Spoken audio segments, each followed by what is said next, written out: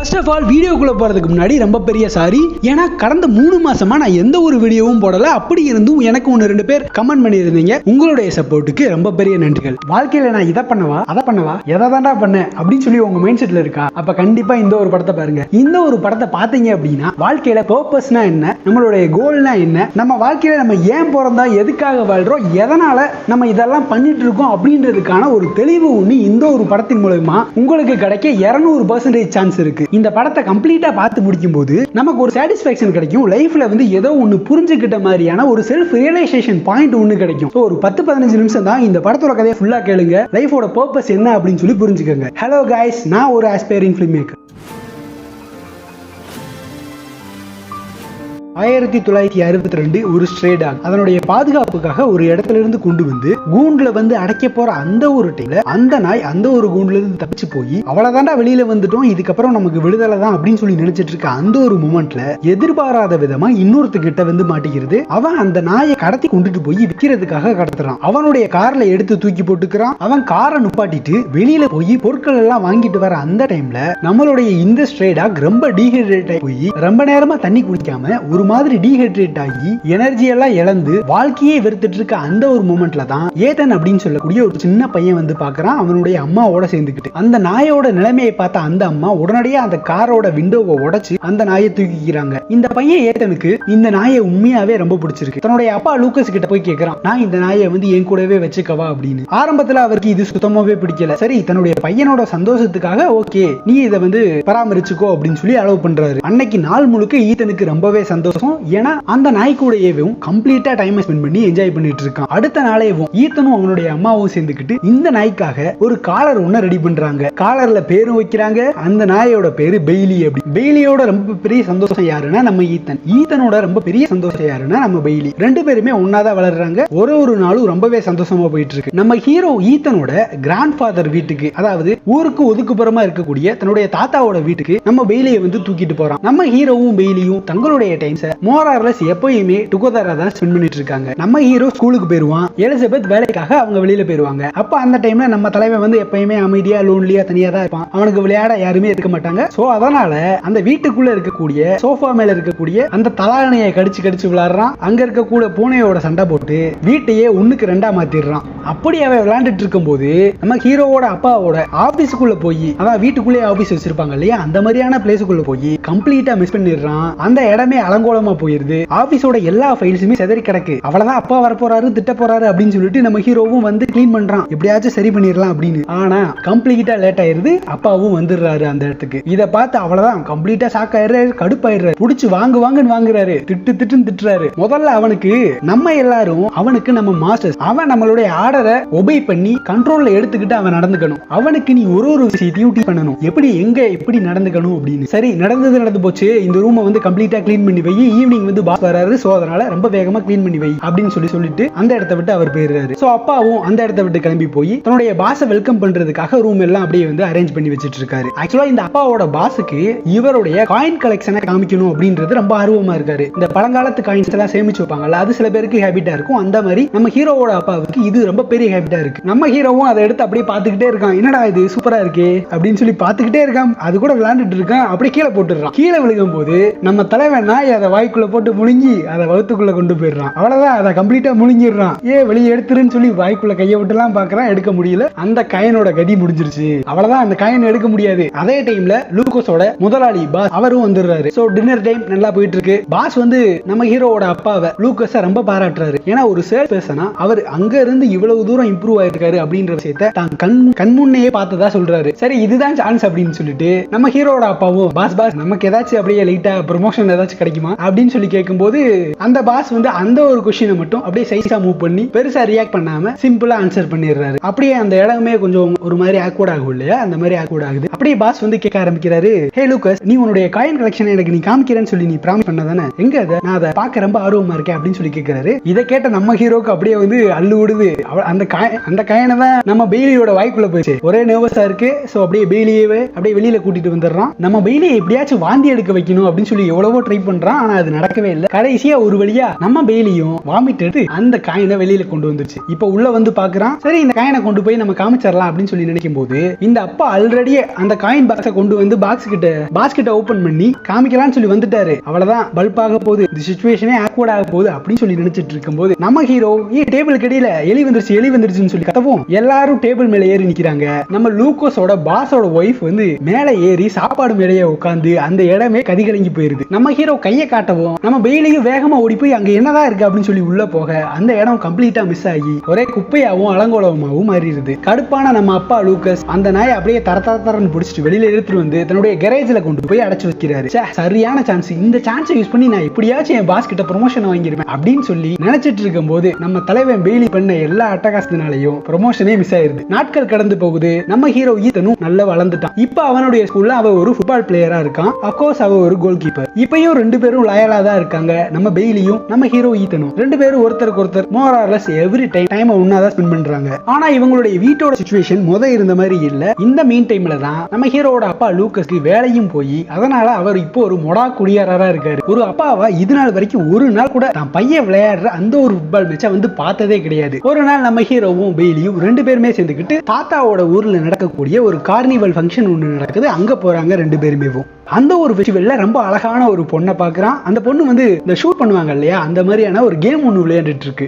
இதை நம்ம தலைவன் நாயும் பாக்குறான். என்னடா நம்ம பாஸ் வந்து அந்த பொண்ணுக்கே வந்து லுக்கு விட்டுட்டு இருக்கான் அப்படின்னு. சரி நம்மளே ஒரு சான்ஸ் உருவாக்கி கொடுப்போம் அப்படின்னு நம்ம பெய்லி அப்படியே போய் அந்த பொண்ணு கிட்ட போய் இந்த வாலாட்டுவாங்க இல்லையா, அந்த மாதிரி போய் வாலாட்டி நக்க செய்யுது. நம்ம ஹீரோவும் வேகமா போய் பெய்லியை பிடிச்சு சாரிங்க அப்படின்னு சொல்லிட்டு பெய்லியை இந்த பக்கமா இழுத்து வந்து ரெண்டு பேருக்கும் இடையில பேசுறதுக்கான சான்ஸை உருவாக்குனதே நம்ம பெய்லி தான். ஆக்சுவலா அந்த பொண்ணோட பேரு ஹேனா. அந்த ஒரு மீட்டிங்ல இருந்து இந்த ரெண்டு பேருக்கும் இடையில ஒரு நல்ல நட்பு. இந்த ரெண்டு பேரும் ஒன்னா சைக்கிளிங் போவாங்க. கூட நம்ம பெய்லியும் வருவான். நாட்கள் நல்லா தொடர்ச்சியா சந்தோஷமா தான் போயிட்டு இருக்கு. ஒரு நாள் இரவு ரொம்ப சந்தோஷமா அந்த பொண்ணோட ஹேனாவோட நல்ல டைம் ஸ்பெண்ட் பண்ணிட்டு வீட்டுக்கு வரும்போது வீட்டுல வந்து பார்த்தா தன்னுடைய பேரண்ட்ஸ் ரெண்டு பேருமே சண்டை போட்டுட்டு இருக்காங்க. லூக்கோஸ் எப்ப ஒரு பயங்கர ஆல்கஹாலிக்கா மாறினானோ அப்ப இருந்து தேவையில்லாம அனாவசியமா எப்ப பார்த்தாலும் தன்னுடைய அம்மா கூட சண்டை போட்டுட்டே இருக்காரு. யாராச்சும் தான் கண்முன்னையவும் தன்னுடைய அம்மாவை அடிக்கிறத பொறுத்துக்க முடியுமா? அப்படிதான் நம்ம ஹீரோவுக்கும் கண்டிப்பா பொறுத்துக்கவே முடியல. தான் அப்பாவே மறுபடியும் வந்து அம்மாவை அடிக்க ட்ரை பண்ணும்போது அதை தடுக்கிற இந்த ஒரு முயற்சியில தன்னுடைய அப்பாவே அடிக்கிற மாதிரியான சிச்சுவேஷன் உருவாயிருது.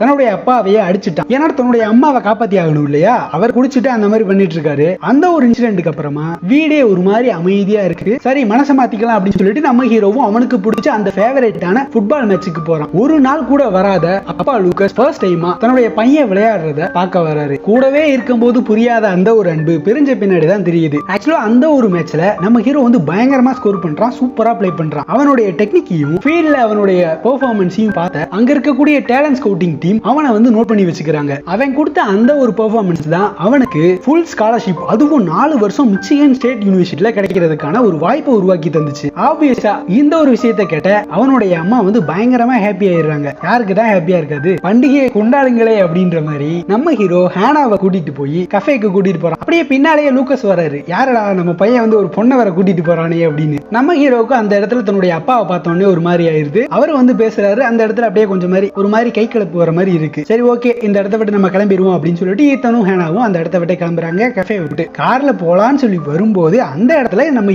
ஈத்தனோட ஃப்ரெண்ட் ஒருத்தன் லோகன் அப்படின்னு சொல்லி ஒருத்தன், ஓ இப்பதானே எனக்கு புரியுது நீ ஏன் மிஷிகன் போகணும் அப்படின்னு சொல்லி நினைக்கிறேன்னு. ஏன்னா உனக்கு வந்து உன்னுடைய அப்பன், அதான் அந்த குடிகார அப்பங்கிட்ட இருந்து நீ விலகி இருக்கணும். அதனாலதான் நீ வந்து இப்படி ஒரு முடிவு எடுத்திருக்க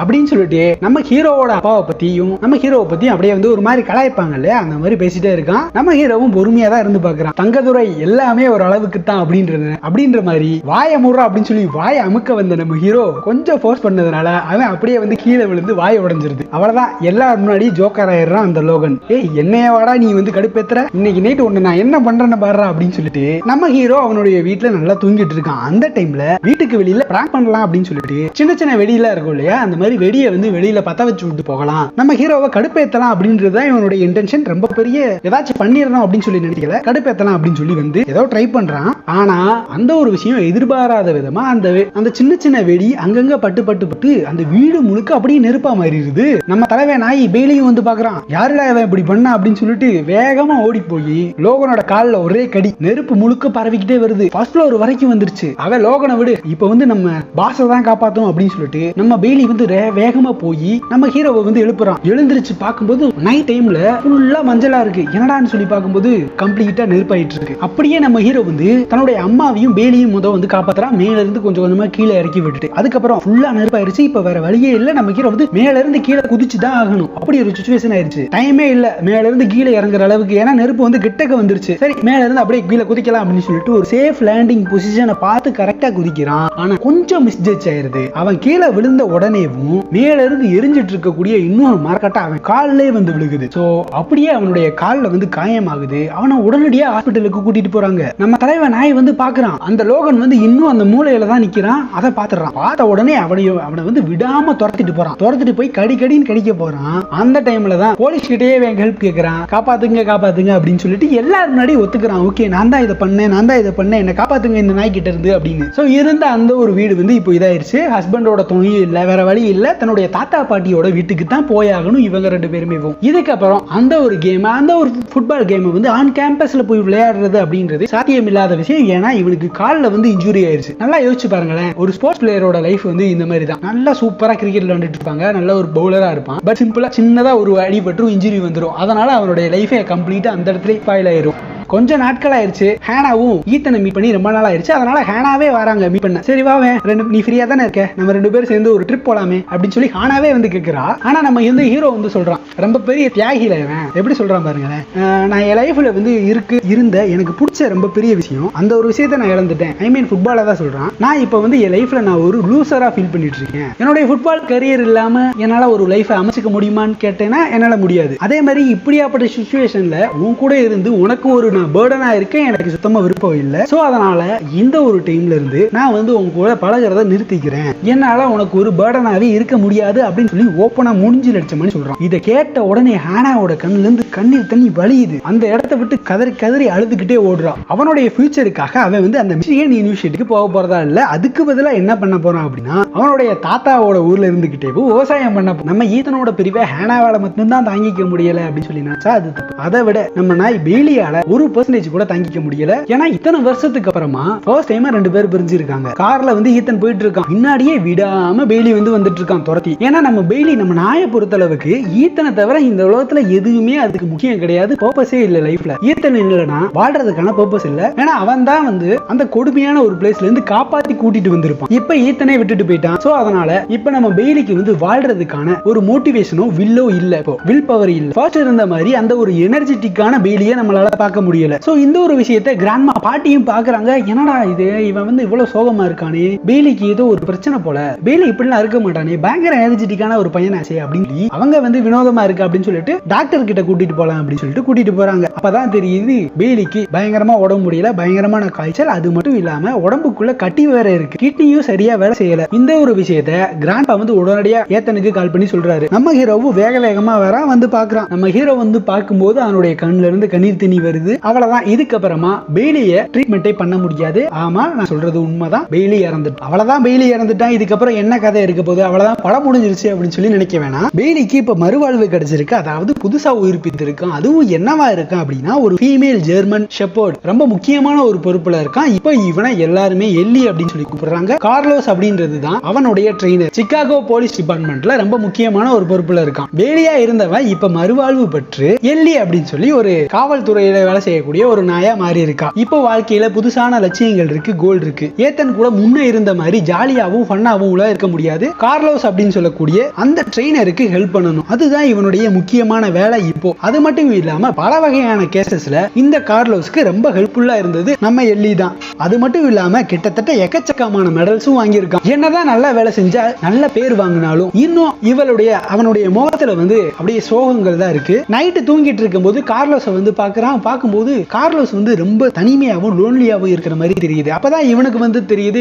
இந்த உலகத்திலேயே வந்து ரொம்ப கொடுமையான ஒரு விஷயம் என்ன அப்படின்னா தனிமை. அந்த தனிமையை நம்ம மறுபடியும் இன்னொருத்தருக்கு கொடுத்துடக்கூடாது அப்படின்றதுக்காக அந்த கார்லோஸ் கூட போய் இப்போ கொஞ்சம் அட்டாச் ஆக ஆரம்பிக்கிறான். ஒரு முக்கியமான கேஸ், 12 வயசு சின்ன பொண்ணு ஒரு பொண்ணை கண்டுபிடிக்கணும். அந்த பொண்ணை கிட்னாப் பண்ணது யாரு அப்படின்னா அந்த பொண்ணோட அம்மாவோட எக்ஸ் பாய் ஃப்ரெண்ட். நம்ம நாயும் அந்த போலீஸ்காரரும் ரெண்டு பேரும் சேர்ந்துக்கிட்டு அந்த கிட்னாப்பரை போய் கண்டுபிடிச்சிட்டாங்க. அவனை காப்பாத்திக்கணும் அப்படின்றதுக்காக அந்த சின்ன பொண்ணை மேல இருந்து தூக்கி போட்டு போட்டுருவேன் அப்படின்னு சொல்லி மிரட்டிட்டு இருக்கான். தடுப்பணை இருக்கும் இல்லையா, அந்த மாதிரியான ஒரு பிளேஸ்ல இது. அந்த பிளேஸ்ல அப்படியே மேல இருந்து கீழே தூக்கி போட்டுறான். உடனடியே நம்ம நாயும் உள்ள குதிச்சிடுறான். உள்ள குதிச்சு அந்த பொண்ணை அந்த மூலையில இருந்து இந்த எட்ஜுக்கு கொண்டு வந்துடுறான். கரையில கொண்டு வந்து காப்பாத்திடுறான். அப்படியே மேல வந்து பார்க்கும்போது அந்த பொண்ணை காப்பாத்திட்டான். இங்க மேல வந்து பார்க்கும்போது அந்த கிட்னாப்பர் கொஞ்சம் மிஸ் ஆயிருந்தா அந்த போலீஸ்காரரையும் சுட்டு இருப்பான். அதையும் வந்து தடுத்துடுறான். ரெண்டு பேருக்கும் இடையில நடந்த அந்த ஒரு போராட்டத்துல அந்த போலீஸ்காரரை காப்பாத்தணும், அதான் நம்ம கார்லோஸை காப்பாத்தணும் அப்படின்றதுக்காக சண்டை போட்டுட்டு இருக்கும்போது அந்த கிட்னாப்பர் நம்ம எல்லி நாயை வந்து ஷூட் பண்ணிடுறான்.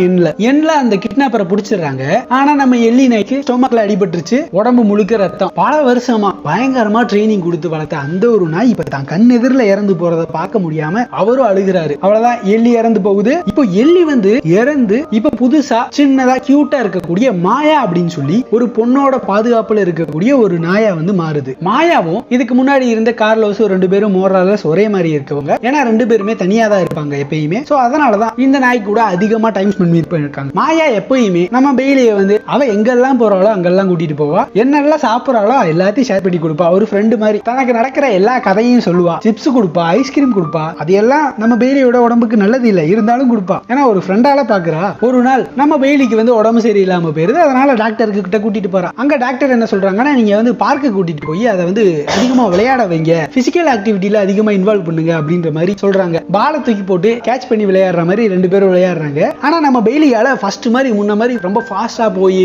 அந்த பாலை கவி எடுத்துட்டு வர மாதிரி எல்லாம் முடியல. ஏன்னா இப்ப இருக்கக்கூடிய இந்த ஒரு பாடி டைப் அப்படின்றது கால் வந்து ரொம்ப சின்னதா இருக்கு நம்ம பெயிலிக்கு. கார்கி வகை இன நாய்கள் எல்லாம் இந்த மாதிரி தான் இருக்கும். சோ அதனாலதான் ஆக்சுவலா அந்த இடத்துல ஒரு ஃபீமேல் டாக் ஒன்னு இருக்கு. அதை பார்த்த உடனே நம்ம பெயிலிக்கு வந்து கொஞ்சம் அட்ராக்டிவா தெரியுது. அந்த ஃபீமேல் டாக வளர்க்கறது பையனோட பேரு ஆல். எப்படி ஸ்டார்டிங் சீன்ல ஈத்தனையும் ஹேனாவையும் பேச வைக்கிறதுக்காக நம்ம பெயிலி வந்து போய் வேலையை பார்த்து விட்டுருப்பான் இல்லையா, அதே மாதிரி தான் இப்போ இந்த நாய் கூட போய் அப்படியே போய் ஒம்பளுக்கு உரண்டைகளுக்கு அப்படின்ற மாதிரி பண்ணி இப்போ இவங்க ரெண்டு பேருக்கும் இடையில கனெக்ஷனை உருவாக்கி விட்டுட்டான். மாயாவும் ஆளும் ரெண்டு பேருமே கல்யாணம் பண்ணிக்கிட்டாங்க. இப்போ அவங்களுக்கு குழந்தையும் இருக்கு. இவங்களுடைய குழந்தைகள் கூடயும் இப்ப ரொம்ப சந்தோஷமா இருக்கான் நம்ம பெயில். ஒரு நாள் இந்த ஆளோட டாக் வந்து ஒரு டாக் ஒன்று இருந்துச்சு இல்லையா, அதை வந்து கால்நடை மருத்துவர்கிட்ட கூட்டிட்டு போறாங்க. கூட்டிட்டு போயிட்டு அதுக்கப்புறமா அந்த நாய் வந்து வரவே இல்லை. சோ அப்பதான் வந்து புரியுது, ஒரு நாள் நமக்கும் இதே நிலைமை தான், என்னதான் இருந்தாலும் நம்மளும் ஒரு நாள் சாகதான் போறோம் அப்படின்ற மாதிரி நம்ம பெயிலிக்கு ரியலைசேஷன் வருது. மாயா கூட பல வருடங்களா ஒன்னா வாழ்ந்ததுக்கு அப்புறமா ஃபைனலா ஒரு நாள் வந்து நம்ம பெயிலி இப்போ அவனுக்கு கிடைச்ச இந்த மூணாவது வாழ்க்கையையும் இறந்து போறான். ஏன்னா வயசாயிருச்சு.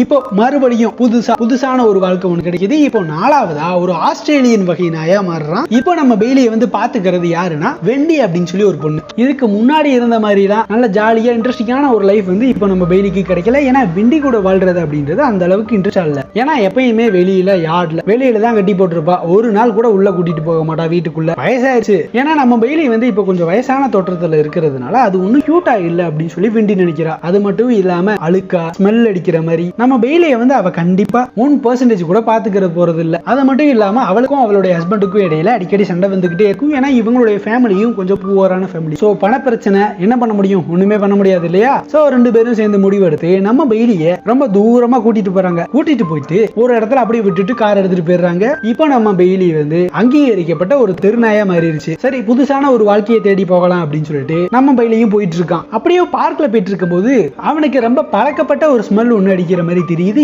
என்னடா இது, ரொம்ப பரிச்சயமான ஒரு ஸ்மெல்லா இருக்கே அப்படின்னு சொல்லி போய் பார்க்கும்போது அவனால வந்து ரெகக்னைஸ் பண்ண முடியல. என்னதான் பரிச்சயமான ஸ்மெல்லா இருந்தாலும் ரெகக்னைஸ் பண்ண முடியல. ஏன்னா பல வருடங்கள் ஆகி போச்சு பெயிலியா முதல்ல இருந்து. நம்ம பெயிலி அவனுடைய ஜர்னியை கண்டுபிடிக்க பண்றான். ஒரு தெருநாய் மாதிரி தனியா நடந்து போயிட்டே இருக்கான். கிரௌடு வந்து சுத்தமா பிடிக்கல. சரி, காட்டுக்குள்ள போலாம் அப்படின்னு சொல்லி போயிட்டு இருக்கான். அப்ப வந்து கோதுமை தோட்டத்தை ஒண்ணு பாக்குறான். அங்க போகும்போது அங்க போற வழியில ஏதோ ரொம்ப பழக்கப்பட்ட ஒரு ஸ்மெல். இந்த ஸ்மெல்ல வந்து அவனால வாழ்க்கையில மறக்க முடியாது. அப்படியாப்பட்ட ஒரு மறக்க முடியாத ஒரு நபரோட ஸ்மெல். அது வேற யாரும் இல்ல, நம்ம ஈத்தனோட கிராண்ட் பேரண்ட்ஸோட அந்த ஒரு தோட்டத்துல தான் இப்ப இருக்கான். ரொம்ப வேகமா போறா. வேகமா போய் நம்ம பெயிலி வந்து ஈத்தனை போய் கட்டி பிடிச்சுக்கிறான்.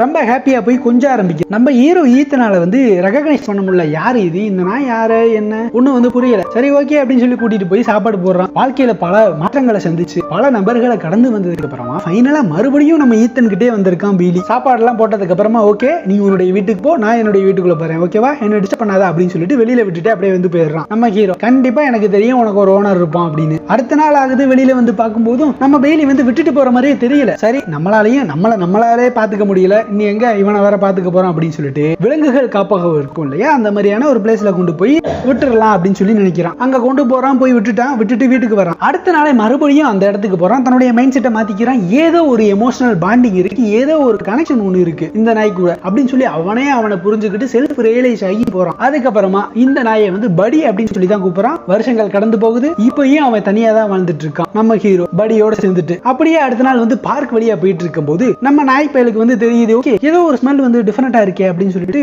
அதே ஸ்மெல் தான் கொஞ்ச நாளைக்கு முன்னாடி பார்க்ல அகைன் வந்து பார்த்திருப்பான். அப்படியே அந்த ஸ்மெல்ல ஃபாலோ பண்ணிக்கிட்டே போய் அந்த இன்னொரு நாய் வழியா போய் ஃபாலோ பண்ணி போய் பார்க்கும்போது அது வேற யாரும் இல்ல, நம்ம ஹேனா. அதாவது ஃபர்ஸ்ட் லைஃப்ல நம்ம ஹீரோவோட ஒரு பொண்ணு கேர்ள் ஃப்ரெண்டா இருந்திருப்பா இல்லையா, நம்ம ஹீரோ கூட எனக்கு வந்து ஃபுட்பால் தான் லைஃப், அது இல்லாம என்னால வாழ முடியாதுன்னு சொல்லி ஒரு மாதிரி பிரேக்கப் பண்ணிருப்பாங்க இல்லையா, அந்த பொண்ணோட பொண்ணு நம்ம தலைவனுக்கு பயங்கர சந்தோஷம். ஏன்னா பல வருடங்கள் கழிச்சு ஹேனா வந்து மீட் பண்றான். ஆனா நம்ம ஹேனா என்ன நினைச்சிடறான்னா, ஓகே இந்த நாய் வந்து ஏதோ தொலைஞ்சு போயிரு போல, இதனுடைய நெக்லஸை பார்க்கலாம் அப்படின்னு சொல்லி பார்க்கும்போது அதுல ஒரு பேர் இருக்கு. அந்த பேரை படிச்சோன்னே ஷாக்கு. பேர் என்ன? ஈத்தன். ஓகே பல வருடங்கள் கழிச்சு அந்த பேரை கேட்டோன்னே கண்ணுல இருந்து கண்ணீர் தண்ணியே வருது. ஒருவேளை இது விதியா கூட இருக்கலாம் அப்படின்னு சொல்லிட்டு நம்ம படி, அதான் நம்ம பையன் நம்ம தலைவனை ஃபாலோ பண்ணிக்கிட்டு அப்படியே வந்து போறான். இங்க வெளியில வந்து பார்க்கும்போது ஹேனா வந்திருக்கா. அதை பார்த்தோன்னே நம்ம ஈத்தனுக்கு அப்போ இருந்த மாதிரி தான் இப்பயும் இருக்கான். இத்தனை வயசு ஆயிடுச்சு, இப்போ ஒரு 40-50 வயசு இருப்பான். அதே நர்வஸ். எப்படி 90s படத்துல விஜய் சேதுபதி வந்து ஒரு மாதிரி நர்வஸா ஃபீல் பண்ணுவான் இல்லையா, அதே நர்வஸ். அவ்வளவுதான், ஓபன் பண்ணவே கூடாது, ஓபன் பண்ணிடாதடா, ஓபன் பண்ணிடாத அப்படின்னு சொல்லிட்டு டோர் ஓபன் பண்ணாமே இருக்கான். அப்படியே அமைதியா இருப்போம். வீட்டுக்குள்ள யாருமே இல்லைன்னு நினைச்சிட்டு அவ போயிருவா. ஹேனாவும் பாக்குறா, என்ன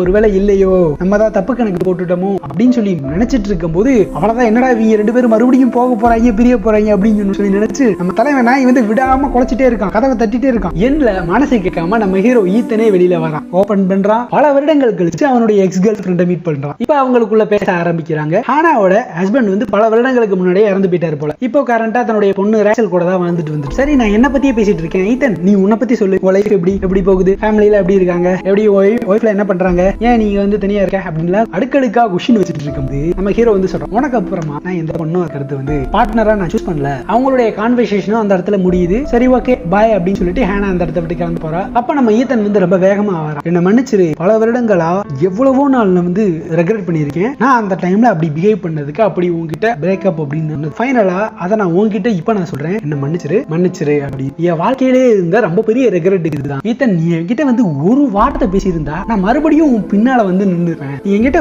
1% கூட கனெக்ட் பண்ணணும், கான்டாக்ட் பண்ணணும்னு சொல்லி நீ 1% கூட நினைக்கல. எனக்கு ப்ராப்ளமே இதுதான். நீ என் பெர்ஸ்பெக்டிவ்ல இருந்து நீ யோசிக்கவே இல்ல. நான் உன்னை கம்ப்ளீட்டா மன்னிச்சிடுறேன். ஆனா 1% நான் எவ்வளவு கஷ்டப்படுவேன் அப்படின்னு சொல்லி நீ நினைச்சிருக்கலாம். நீ உன்னை பத்தி மட்டும் யோசிச்சு சுயநலமா இருந்துட்ட, உன்னுடைய கரியர் போச்சு, உன்னுடைய லைஃப் போச்சு அப்படின்னு. அப்ப நீ வந்து உனக்கு உன் கரியரும் லைஃபும் தான் முக்கியம், நான் வந்து உன்னுடைய லைஃபோட லிஸ்ட்லயே இல்ல அப்படின்னு நினைக்கும் போது என்னால அதை தாங்கிக்கவே முடியல. சரி இட்ஸ் ஓகே, நான் உன்னை மன்னிச்சிட்டேன். சரி ஓகே, எல்லா தப்பும் என்னுடைய தான், சாரி, இப்போவா நம்ம வந்து வெளியில போலாமா அப்படின்னு சொல்லி நம்ம ஹீரோ வந்து கேட்கிறான். ஹேனாவும் இப்போ அக்செப்ட் பண்ணிக்கிறாங்க. ஆக்சுவலா இந்த சீனை பார்க்கும்போது இந்த ஒரு சாங் ஒண்ணு வருது, நான் உன் அருகே நெசமாகிறேன், ஒரு பார்வை பார்த்தா உன் வசமாகிறேன் அப்படின்ற மாதிரி தான் இருக்கு. இவங்க 2 பேரையும் மறுபடியும் ஒன்னா சேர்த்து வச்சதுல ரொம்ப பெரிய பங்கு யாருக்கு இருக்கு? நம்ம தலைவனு நாய்க்கு தான் இருக்கு. அப்படியே கொஞ்ச நாட்களுக்கு அப்புறமா ஹேனாவும் ஈத்தனும் 2 பேருமே மேரேஜ் பண்ணிக்கிறாங்க. அவங்களுடைய அந்த ஒரு எக்ஸ்டெண்டான அந்த ஒரு ஃபேமிலி கூட. கடைசியா ஃபைனலா நம்ம ஹீரோ ஈத்தனோட முகத்துல அவ்வளவு சந்தோஷத்தை மறுபடியும் டிகேட்ஸ் கழிச்சு பாக்குறான் நம்ம தலைவனாயி. சோ அவனுக்கு பயங்கர சந்தோஷம், ஆனந்த கண்ணீரே வருது. இவனை வந்து நம்ம சின்ன வயசுல இவன் எவ்வளவு சந்தோஷமா இருந்தான், இப்படி வாழ்க்கை முழுக்க இப்படி வேஸ்ட் பண்ணிட்டானே லைஃப் அப்படின்னு சொல்லிட்டு நம்ம நாய்க்கு வருத்தம், கோபம் மேல. நம்ம தலைவன் நாய் வந்து யோசிக்கிறான், நம்ம லைஃப்ல நான் பண்ணணும்னு நினைச்ச ரொம்ப பெரிய விஷயத்தை நான் பண்ணிட்டேன், லைஃபோட ரொம்ப பெரிய பர்பஸே நிறைவேறின மணி இருக்கு, இப்ப ரொம்ப சந்தோஷமா இருக்கான். ஆனா இருந்தாலும் இந்த ஒரு விஷயத்த நாம பண்ணியே ஆகணும் அப்படின்னு சொல்லி நினைக்கிறான். அது என்ன அப்படின்னா,